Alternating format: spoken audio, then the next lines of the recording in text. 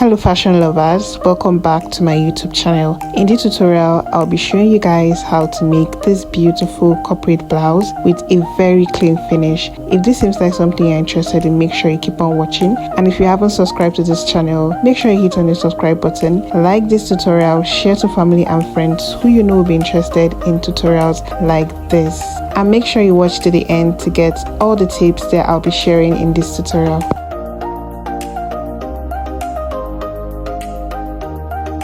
First is the fabric I'll be using to make this. I have this beautiful shirt fabric here, and what I have is 1.5 yard. 1.5 yard because I'll also be using the main fabric to line the blouse. Then for the crepe, I have 4 yards here. I use this 4 yards to make both the pants and the blouse. Okay, so I can't say for sure that this is the amount of fabric you need, but to be on the safer side, 2 yards should work. And if the person is slimmer, I think 1.5 yard or thereabout. Now let's proceed to draft the front pattern.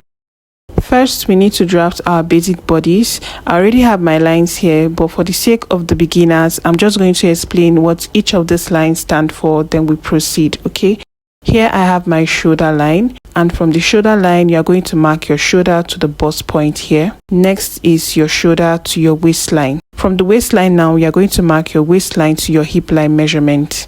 And lastly is going to be your top length. So this totally depends on how long you want it to be. You're going to mark that from the shoulder line to how long you want your blouse to be. For the neck width, I use 3.5 inches. Neck depth, I use 3 inches. On this shoulder line here, you're going to mark half of your shoulder measurement. Come down from that point by 1 inch to get your shoulder slope. Now from this shoulder slope, you're going to get your chest line measurement. I'll be putting the calculation or the formula here up on the screen so you know how to calculate your chest line measurements. Okay, so that is how we got all these lines here. For your armhole, you're going to divide what you have from the shoulder slope to the chest line by 2. Mark the midpoint, going from that point by 0.5 inch. On the chest line, you're going to mark quarter of your bust measurement, which is your bust divided by 4. You connect all these points together to get your armhole curve. Next, we are going to be marking our dart, and to get the dart, you have to divide your nipple to nipple measurement by 2. Okay, my nipple to nipple measurement is 8 divided by 2, that is 4. I'll mark that on the bust point, on the hip line, and also on the top length. Connect this together with a straight line. For the dart intake, I'm going to go out by 0.5 inch on both sides of my waistline here. This will work for every size. You connect this back into the hip line and then back into the bust point. We'll be using a shoulder dart here, so you're going to measure what you have here on your shoulder slope, divide it by 2, mark the midpoint, and you're going to connect this back into the bust point. To take our round body measurement, we already have our bust measurement on the chest line. Also on the bust line, you're going to mark quarter of your bust measurement. On the waistline, you're going to mark quarter of your waist measurement. Make sure you take what you have in between your dart here and replace that. On the hip line, you're going to mark quarter of your hip measurement, but for this style you will notice that it kind of has this extended hip effect, not so much, but it goes outward. Okay, so you're going to add extra 1.5 inch or 2 inches to your hip line measurement. Take what you have on the hip line and you're going to mark the same thing on the length. Now go ahead and connect all these points together to get the shape of your bodies.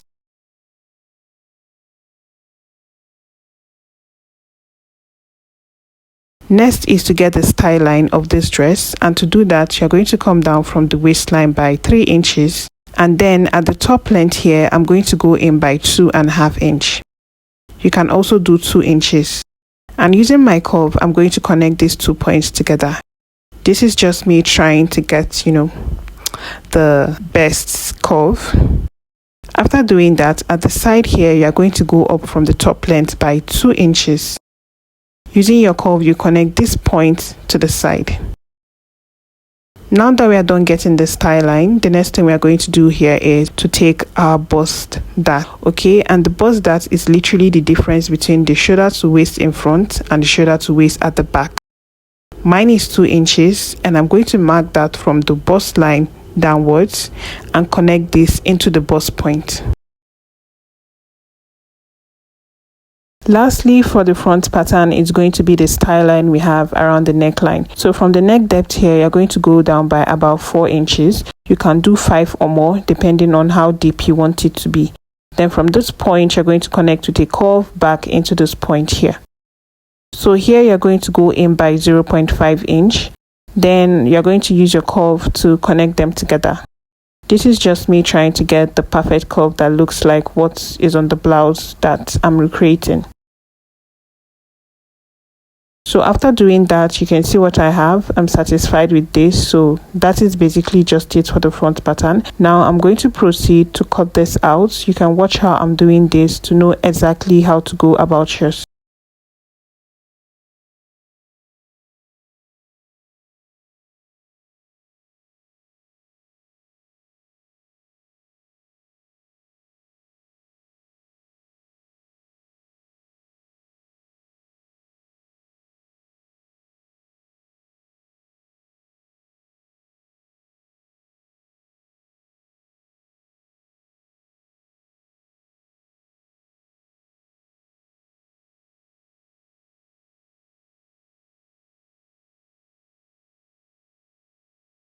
There's also something I like to do at the front pattern here. I like to blend this out beautifully because it's looking too sharp. So you can just do that and trim off any excess you have at that point. Now let's proceed to draft out the back pattern. I have my lines here already, just like we did for the front, but there's a little difference here and there which I'll be pointing out. The neck width is the same, but the neck depth for the back is 1.5 inch. Then you have your shoulder slope. For the armhole, you will not be going in from the midpoint by 0.5 inch. You're just going to connect from what you have on your chest line into this point here. So this is your chest line. Then my shoulder to my waistline at the back is going to be 2 inches shorter than what I have in the front. Remember, I took out a bust dart of 2 inches from my front pattern, right? That is why. This is my hip line, and for the length also is going to be 2 inches shorter than the front one, and this is because the waistline is 2 inches shorter. I hope you understand what I just said. If you don't, you can just replay what I said for it to sink in. So this is the top length, this is the chest line here. Okay, I already took out my dart and also marked my shoulder dart to the chest line. On the chest line there, I have quarter of my bust measurement. So on the waistline, I'm going to mark quarter of my waist measurement. Replace my dart, just exactly like we did for the front. On the hip line to mark quarter of your hip measurement. Don't forget to add your extra 1.5 inch for the extension for the extended hip effect, and mark the same thing on the top length. Then go ahead and connect all these points together to get the shape of your body. At the top length here, I'm going to go up by 2 inches like I did for the front and connect that back into my blouse. And that's literally just it for the back pattern.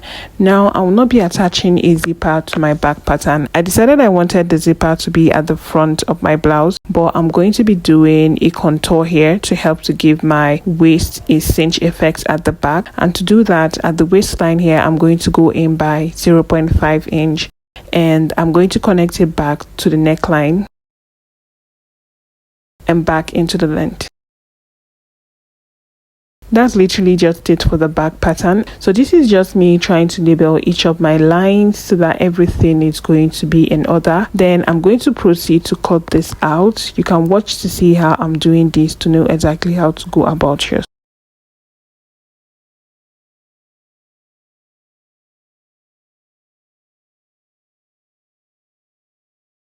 And just like I did for the front, I like to blend this out because this is pointy and the back is literally straight. So I even try to make it more straight than I did for the front. So that is that for the back pattern. I'm going to use this now to cut out my fabric. So I've used my pattern paper to cut out my fabric, and just like I said, I'll be inserting the zipper to the center front. So I added 1.5 inch zipper allowance here. And all around the center front, I added 0.5 inch seam allowance.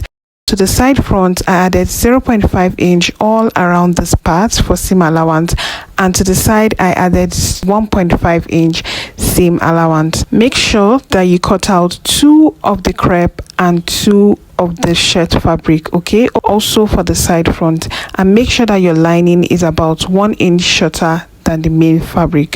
This is very important when you are turning out the fabric.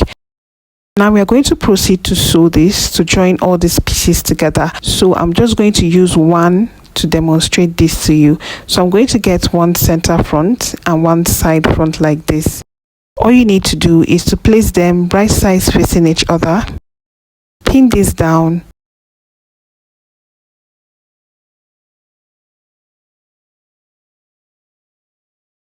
and you are going to stitch this down using 0.5 inch seam allowance. Make sure that you do it for every other piece of the front. I also have my back here. To the center back, I added 0.5 inch seam allowance all around. I have 2 of the crepe and 2 of the shirt fabric. Also to the side back, I added 0.5 inch all around this part, and to the side here I added 1.5 inch seam allowance. So we are just going to join this together. Also make sure that the lining is 1 inch shorter than the main fabric, okay, just like you did for the front. Now you're going to bring one of the center back and one of the side back, place them right sides facing each other and pin them down. You're going to stitch this down using 0.5 inch seam allowance, and you're going to do it to every other side of the back piece. After stitching this down, you can see how beautiful this looks. I've already gone ahead to give this a good press, and I've ironed the seams open. And just like the tie, I made sure I placed the shirt next to the crepe. Okay, now we are going to join the front and the back together. And to do this, I'm just going to place the shirt fabric on the plain fabric like this, pin it down at the shoulder and also at the side.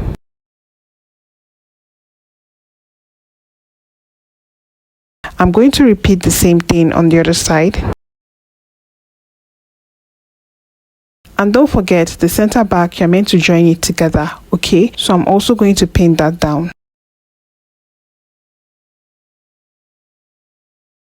All you need to do here is to stitch it down at the shoulders using 0.5 inch seam allowance, stitch it down at the side using the seam allowance that you added, and then stitch it at the center back using 0.5 inch seam allowance. Also make sure that you insert your zipper.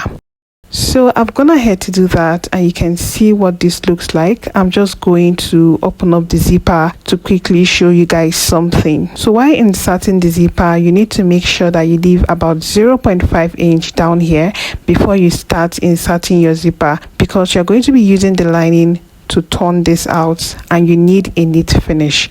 So the next thing we are going to do here is to use the lining to turn this out. So I'm just going to turn this to the back. Get the lining, place them right sides facing each other. So I'm going to tell you guys the order in which you should sew. You're going to pin it down around the neckline first.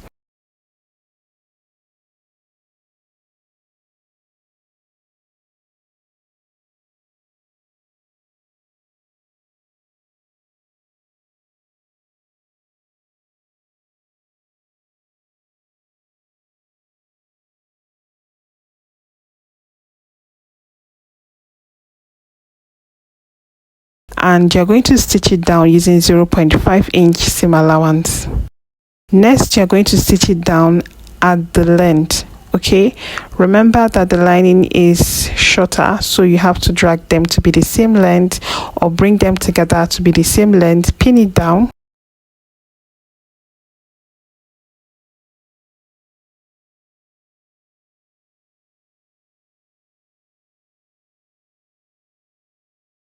And you're going to stitch it down using 0.5 inch seam allowance. So after doing that, the next thing we are going to do is to close up the sides. I'm going to pin it down first.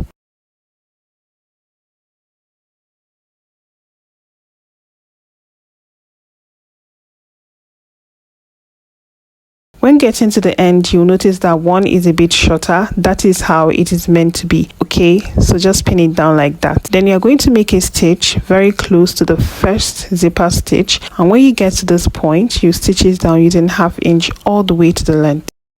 After stitching it down, you can see exactly what mine looks like. The next thing I'm going to do here is to make a notch around every curve area. Trim off any excess that needs to be trimmed off. So make sure you take your time in doing this. Make notches, trim off excesses that you need to, and then turn this over to the right side. Turn this over to the right side and take your time to give this a really good press, okay, because this is going to help to bring out the shape of the blouse. After doing mine, you can see how gorgeous this looks, and you can see what the inside is looking like already.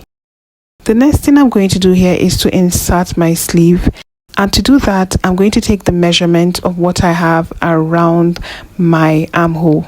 Okay, so what I have here is 9.5 inches plus 1 inch for seam allowance, that is 10.5 inch. Now we are going to proceed to cut out our sleeve. Okay, we'll be doing an inseam sleeve.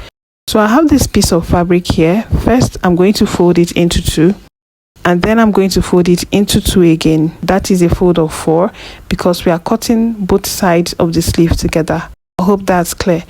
Now you are going to mark a starting line at this top here, and from this point you're going to come down by 4 inch and connect with a straight line.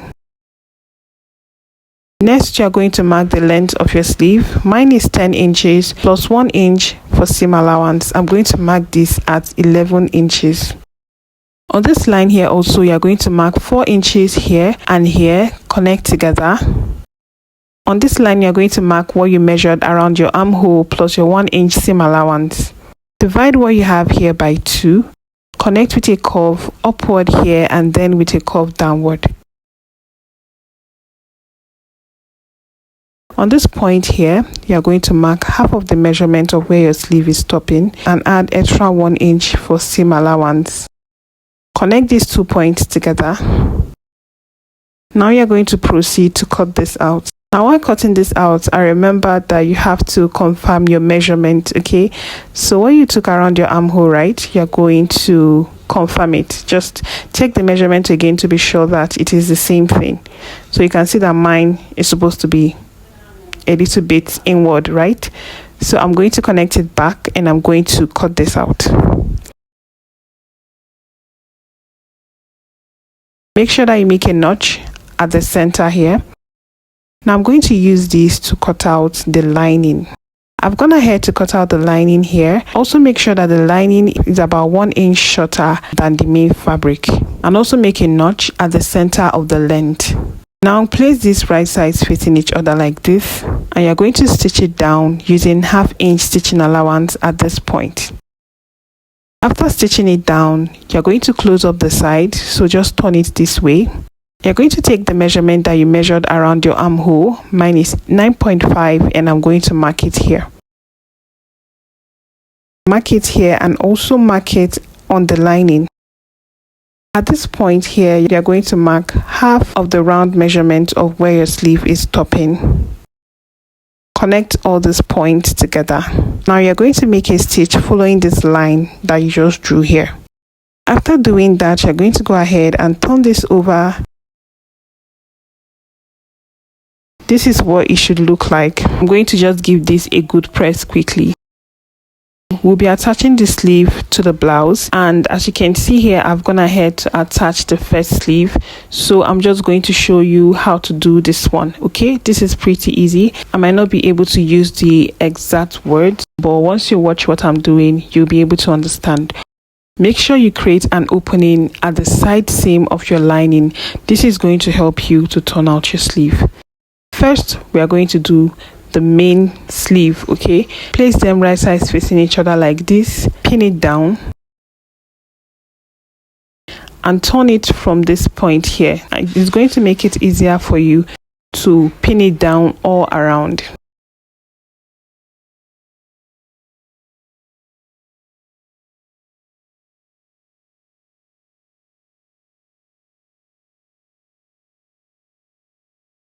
Then you are going to stitch this down using 0.5 inch seam allowance. Now let's do the lining. You're going to take the lining in like this, and then you're going to place it right sides to this part here. Just if you watch what I'm doing, you understand what I'm trying to explain. Then I'm going to put my hand through this point and bring it out, pin it down, and then pin it down all around.